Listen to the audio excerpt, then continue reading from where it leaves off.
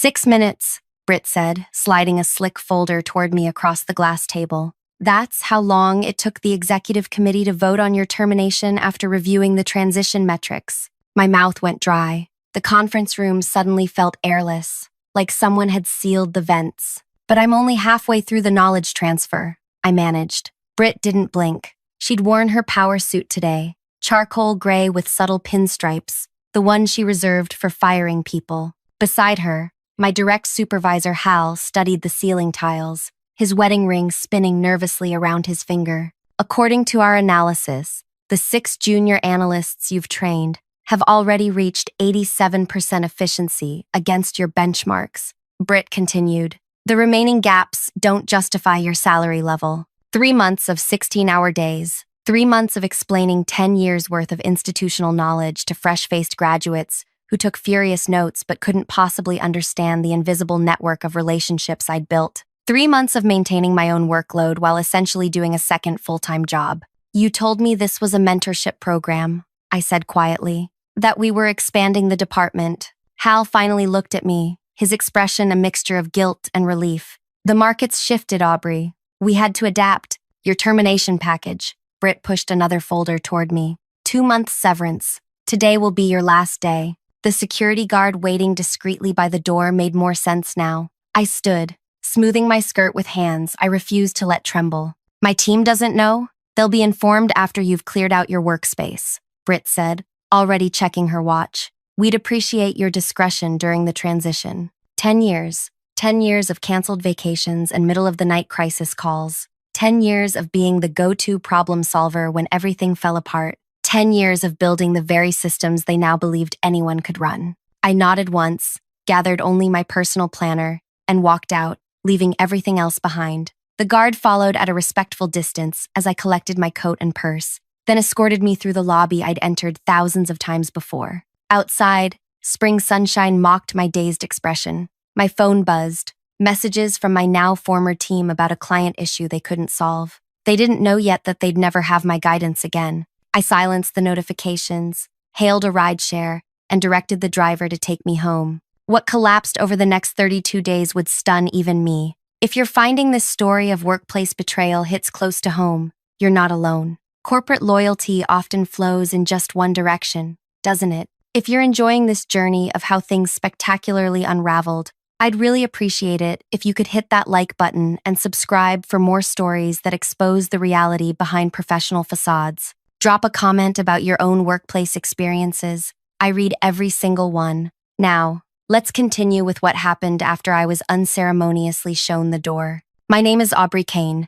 At 38, I'd spent over a decade as the Principal Solutions Coordinator at Crawford Industries, one of the largest manufacturers of specialized industrial components in the Midwest. What that title actually meant was that I was the company's professional firefighter. I designed fixes when the impossible happened. When everyone else panicked, I stayed calm. When deadlines seemed hopeless, I found pathways forward. When major clients threatened to walk, I was the one who kept them, not through manipulation or false promises, but through a deep understanding of the intricate dance between production capabilities, client needs, and the human relationships that held everything together. Growing up as the middle child of 5 in a blue-collar family taught me early how to listen beyond words, how to negotiate between competing interests, and how to fix problems with limited resources. My father repaired historical carousel mechanisms for a living, delicate, complex systems where a single misaligned gear could cause catastrophic failures.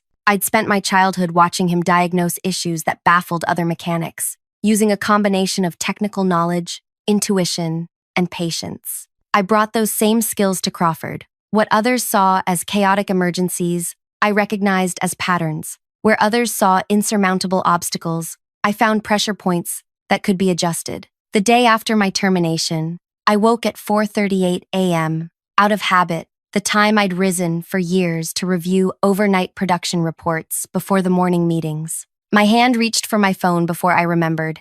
It wasn't my problem anymore. I made coffee, sat at my kitchen window, watched the sky lighten. For the first time in years, I had nowhere to be. By noon, my phone had 17 missed calls from various team members and 3 voicemails from Hal, each more strained than the last. I didn't return any of them. Instead, I walked to the small park 4 blocks from my apartment and sat on a bench, watching children play with their mothers. Normal people living normal lives during daytime hours. A world I'd forgotten existed. On day 3, Zoe from my former team showed up at my apartment. I'd hired her myself 2 years ago. Brilliant, earnest, with analytical skills that reminded me of myself a decade earlier. "They didn't tell us until you were gone," she said when I opened the door. "Then they split us up and assigned each of us to one of the new people.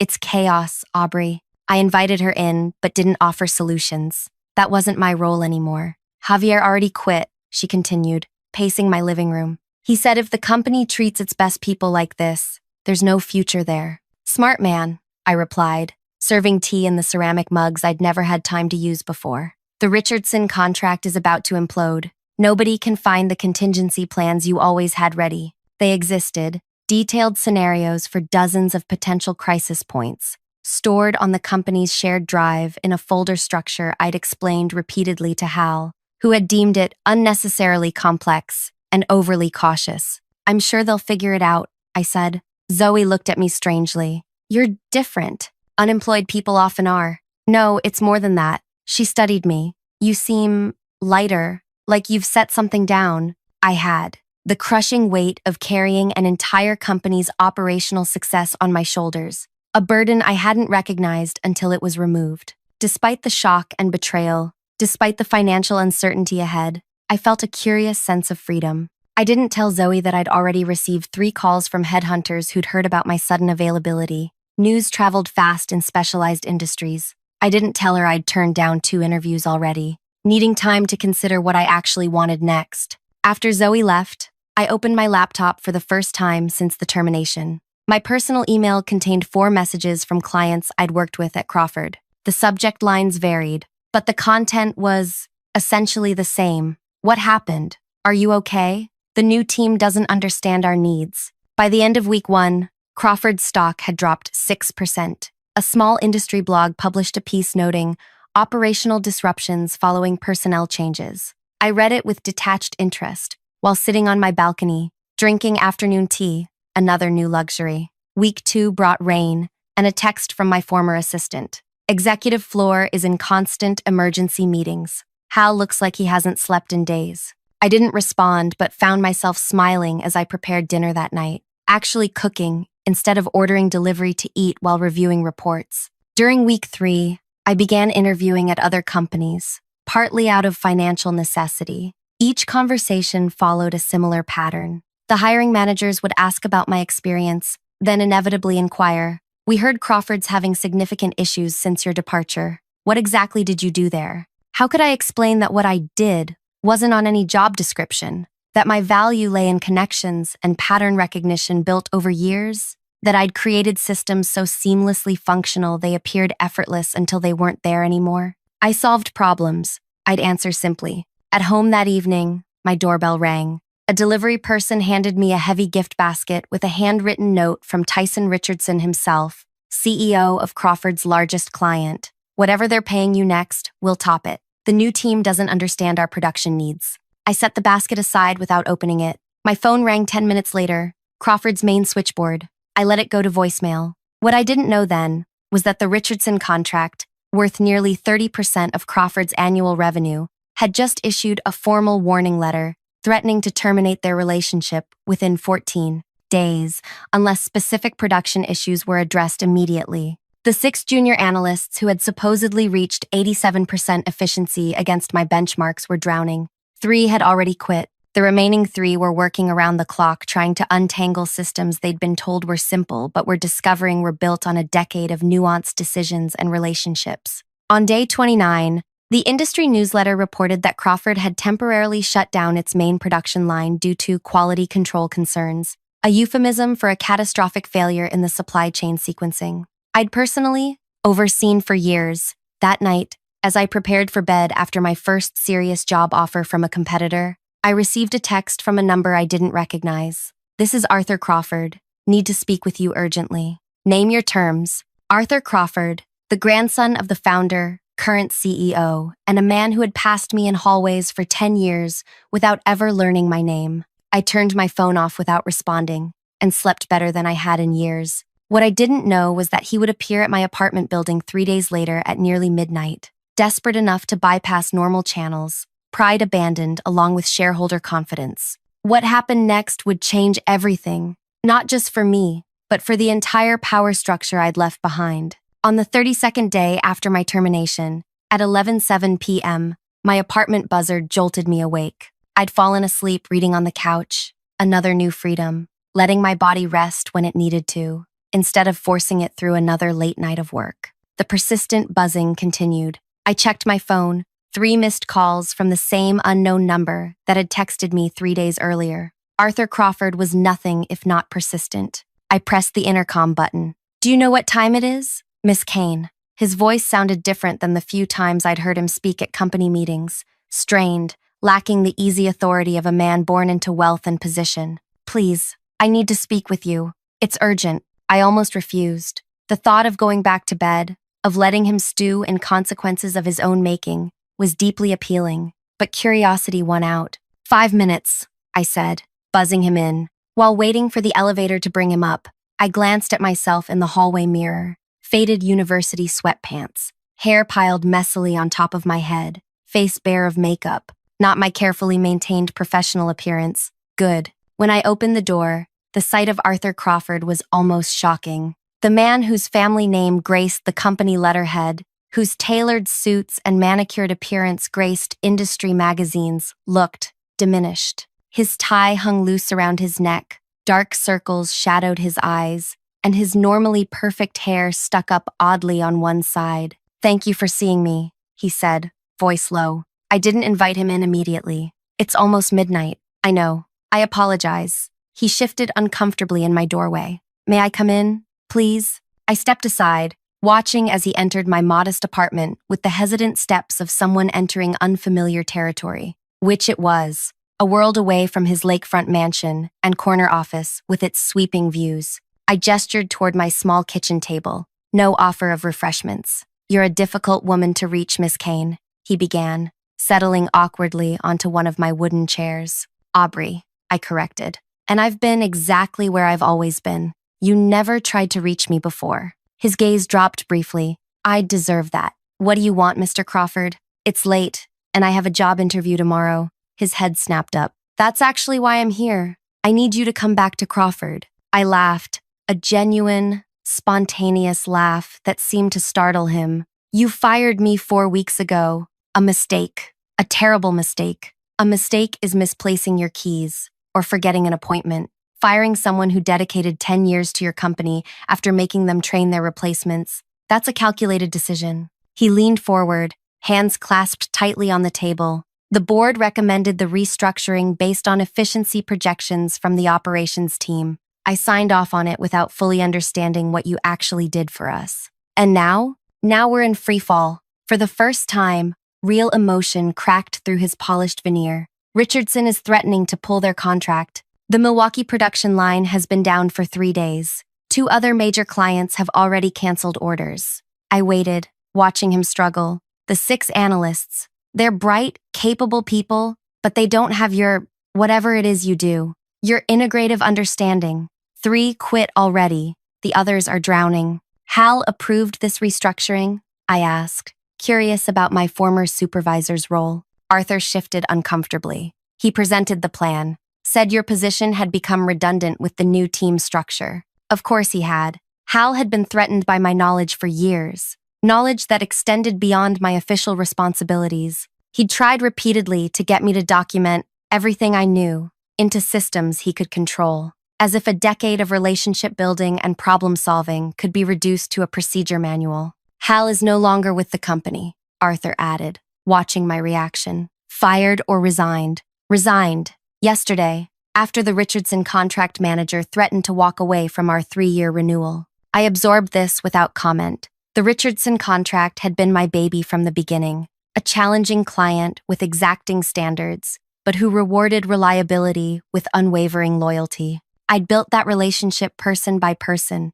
from the floor managers to their executive team. "What exactly do you want from me?" I asked finally. "Come back, help us stabilize, name your terms." "Why should I?" The question seemed to surprise him. Because we need you. You didn't need me 4 weeks ago. We were wrong. I stood, walking to my window. The city lights spread out below. Thousands of windows where other lives played out. Lives untouched by Crawford Industries' impending crisis. Do you know what I did the day after I was fired? I asked, without turning. He remained silent. I went to a park in the middle of the day. I watched children play. I felt the sun on my face in daylight hours for what seemed like the first time in years. I turned back to face him. My doctor told me last year that my blood pressure was dangerously high. That was after my third kidney infection from working so many hours I wouldn't take bathroom breaks during crisis calls. His expression registered genuine shock. In 10 years, I took exactly 7 vacation days. 7. I canceled my grandmother's funeral because the Westerly project was in jeopardy. I broke off an engagement because I couldn't give my relationship the time it deserved while solving everyone else's problems. I didn't know. Of course you didn't. You never asked. None of you did. You just expected me to make everything work. And I did. Until I became too expensive. Compared to 6 fresh graduates, you could pay entry-level salaries. He had the decency to look ashamed. When Britt and Hal told me I was being terminated, do you know what I felt underneath the shock? Relief. Like putting down a weight I'd carried for so long, I'd forgotten what it felt like not to carry it. Arthur stood slowly. I understand your anger. No, you don't, I interrupted. That's the point. You don't understand anything about me or what I did for your company. You never tried to. Then help me understand. His voice dropped, almost pleading. Please, hundreds of jobs are at stake now. That was playing dirty, and he knew it. The production line workers, the administrative staff, the warehouse teams, they weren't responsible for the executive decision that had disregarded my value. What specifically do you need? I asked finally. Relief flooded his face. The Richardson contract is the immediate crisis. We can't figure out how to meet their production requirements with the supply chain disruptions. Then there's the quality control issues on the Milwaukee line, and something about a European certification process that's stalled completely. I held up my hand to stop the flood. And your solution is for me to come back and fix everything. Just like that. Yes. Whatever terms you want, name your price. I studied him, this powerful man, reduced to midnight begging in my apartment. The situation must be more desperate than even I realized. I'll need to think about it. Disappointment flickered across his face. We don't have much time. The board meets tomorrow at 4 to discuss emergency measures. Including what? He hesitated. Potential sale of divisions. Layoffs. I walked to the door, opening it. I'll call you tomorrow morning. He looked like he wanted to argue, but nodded instead, moving past me. At the door, he paused. For what it's worth, I'm sorry. Not just for the company's sake, for how you were treated. After he left, I couldn't sleep. I paced my apartment, weighing options, considering angles. The company that had discarded me was now desperate for my return. The power dynamic had shifted completely. What exactly did I want? Not revenge, at least not the destructive kind that would hurt innocent employees. But accountability? Recognition? Yes, those I wanted. The next morning, I called Zoe. What's the real situation there? Her voice lowered to a whisper. Worse than you can imagine. They've lost access to the integrated tracking system. Nobody knows your passwords or how you built it. Richardson sent inspectors who found quality inconsistencies. The Milwaukee line had 3 emergency shutdowns this week. Everyone's panicking. After hanging up, I made another call to Tyson Richardson himself. Aubrey, he answered immediately. Tell me you're coming back to fix this mess. Not exactly, I replied, but I might have a proposition for you. At 3:45 p.m., 15 minutes before the emergency board meeting, I walked through Crawford Industries' front entrance. The security guard did a double take but waved me through. Nobody had bothered to remove my building access. In the lobby, Arthur Crawford waited anxiously, relief washing over his face when he spotted me. Thank God. The board's assembled. I cut him off. I'm not here as your employee. I'm not here as your employee. What? I handed him a thick folder. This contains my proposal. I suggest you review it with your board. His face clouded with confusion as he opened it, scanning the first page. His eyes widened, looking up at me in disbelief. This isn't possible. You can't seriously expect. The meeting starts in 10 minutes. I'll wait here for your answer. As he hurried toward the elevators, clutching my folder, I settled into one of the lobby chairs. A text message lit up my phone. Zoe, are the rumors true? Are you coming back? I smiled to myself, not responding. The board would be reading my terms right now. Arthur would be presenting them, knowing he had no choice but to accept. What I was about to create wasn't just a new position for myself. It was a complete restructuring of power, one that would ensure what happened to me would never happen to anyone else at Crawford Industries again. But first, they would need to agree to my terms. All of them. The next 30 minutes would determine not just my future, but the future of everyone who had ever been undervalued in their professional life. The elevator doors opened, and Arthur emerged, his face unreadable as he approached. The board has reviewed your proposal, he began. What he said next would change everything. The board has reviewed your proposal, he began, his expression unreadable. I remained seated, maintaining eye contact. The polished marble lobby suddenly felt like the negotiating ground it had become. Before I tell you their decision, I need to understand something, Arthur continued, lowering himself into the chair across from me. This isn't just about money for you, is it? No, I answered simply. Then what is it about, exactly? Value, recognition, and ensuring what happened to me never happens to anyone else. He nodded slowly. Your consulting fee structure is unprecedented. So was the situation you created. The board balked at the equity percentage. I expected they would. Arthur leaned forward. They've approved a modified version, 8% equity instead of 15. The board seat in 18 months, contingent on performance metrics we'd established together. He paused. And they rejected your demand for a new department under your leadership.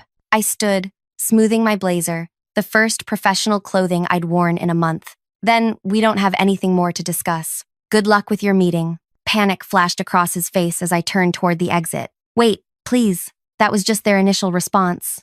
I paused, but didn't turn back. I convinced them we need your full proposal. All of it. Now I turned, studying him. Even the oversight committee? He winced slightly. Even that. My proposal wasn't a simple employment offer. It was a complete restructuring of power at Crawford Industries. I would return not as an employee, but as an independent consultant with an equity stake, transitioning to a board position within a set time frame. I would create and lead a new integration strategy department, with authority crossing all divisions, staffed with people I chose, paid at rates I determined. Most radically, I demanded an oversight committee for all personnel decisions above a certain level, preventing exactly the kind of opaque termination process that had removed me. The committee would include representatives from multiple levels of the company, not just executives. The board authorized everything? I confirmed. Yes, Arthur replied, his expression revealing the battle it must have been, though some members threatened to resign over the Personnel Oversight Committee.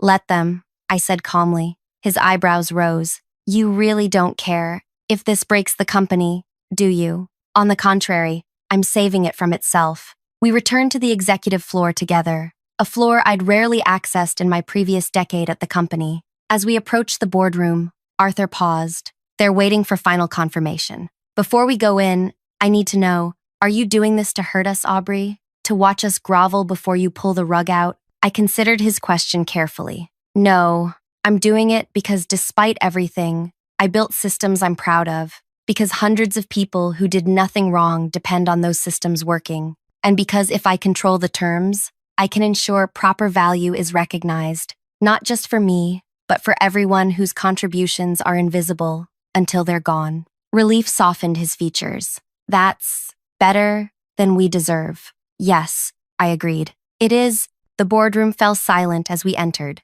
12 people in expensive suits stared at me, the woman they'd discarded without a second thought now holding their company's fate in her hands. I recognized most of them from company photos but had never met them personally. They hadn't considered me important enough to know. Miss Kane has accepted our counter-proposal, Arthur announced, taking his seat at the head of the table. A balding man halfway down the table cleared his throat, with the understanding that this arrangement is temporary until operations stabilize. No, Gregory, I corrected calmly, with the understanding that this represents a permanent restructuring of how Crawford Industries values its key personnel and institutional knowledge. His face reddened. You can't possibly. The Richardson contract renews in 11 days, I interrupted. You're currently unable to meet their quality specifications. 3 other major clients have paused orders. Your main production line has suffered multiple critical failures. Your stock has dropped 18% in a month.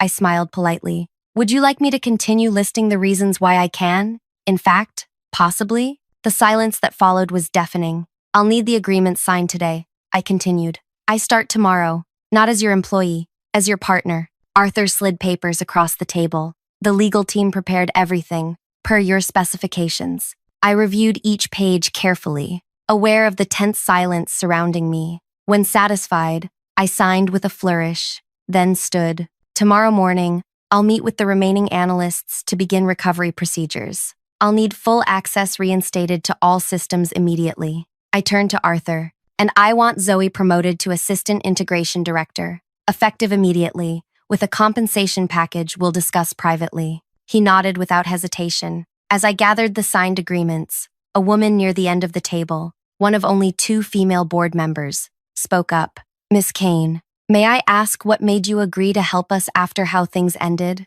I considered my answer carefully, because true power isn't about destruction, it's about rebuilding on better terms. The next morning, I arrived at Crawford Industries at precisely 7:30 a.m., not as an employee rushing to solve everyone else's problems, but as a partner with clear boundaries and recognized value. The security guard greeted me with a smile and a newly printed access badge, one that opened every door in the building. In the elevator, 3 executives who had never acknowledged me before suddenly found me fascinating. We're so glad you've returned, Miss Kane, one offered nervously. I haven't returned, I corrected. I've arrived. The distinction wasn't just semantic. In my previous role, I'd been swimming upstream against organizational limitations, solving problems without the authority to prevent them. Now, I had both the responsibility and the power to implement structural changes. My first meeting was with the remaining analysts from the team that had supposedly replaced me. Their relief was palpable as I outlined our approach to stabilizing the Richardson contract. But we've tried everything, one protested. Their specifications are impossible with our current supply chain issues. Nothing's impossible, I replied, just underimagined. By noon, I had identified 3 critical failure points in the production sequencing that no one had noticed, invisible to anyone who hadn't spent years understanding the rhythms of our operations. By 3 p.m., I had drafted new protocols that accounted for supply chain realities while meeting Richardson's quality requirements. Tyson Richardson himself called me directly when he received my proposal. You did in 6 hours what they couldn't do in a month, he marveled. That's why you'll be dealing exclusively with me from now on, I replied, and why our new contract will include different terms. Name them, he said without hesitation. 2 days later, I presented the board with a renewed Richardson contract, with better terms for Crawford Industries than they'd had in years. Their stunned expressions were worth every minute of the intense negotiations. How did you get Richardson to agree to these pricing adjustments? Gregory asked, bewildered.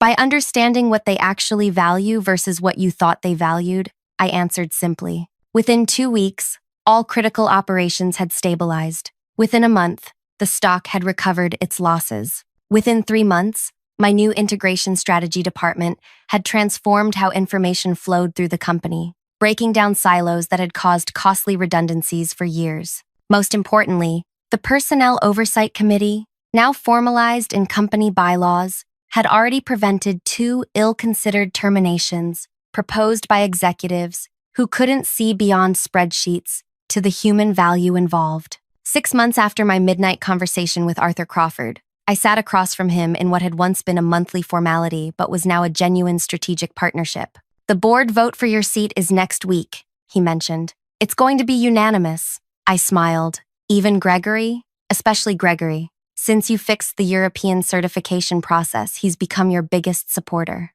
I leaned back in my chair. It was never about having a seat at the table, Arthur. It was about changing the table itself. Well, you've certainly done that, he acknowledged. Crawford Industries hasn't operated this efficiently in its entire history. What neither of us said aloud, though we both understood, was that my greatest revenge wasn't in humbling those who had undervalued me. It was in creating a system where value was recognized before it was lost, where institutional knowledge was respected as the asset it truly was, and where no one person could discard another without proper consideration of all they brought to the table. I hadn't just saved Crawford Industries. I'd transformed it into what it should have been all along. The true revenge wasn't in destruction. It was in reconstruction that made the old power structures obsolete. As I left Arthur's office that day, I passed the workspace where 3 new analysts were being trained by Zoe, now Director of Integration Development with her own equity package.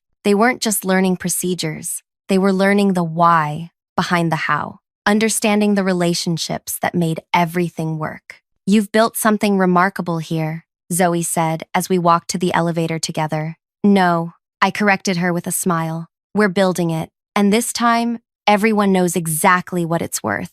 Thanks for staying with me through Aubrey's journey from undervalued employee to powerful changemaker. If her story resonated with you, if you've ever felt invisible in your workplace until something fell apart without you, please hit that like button and subscribe for more stories about turning professional setbacks into opportunities. Have you ever been underestimated at work only to prove your worth later? Share your experience in the comments. I love hearing how others have navigated these challenging situations. Remember, sometimes the best revenge isn't walking away, it's walking back in through the front door on your own terms.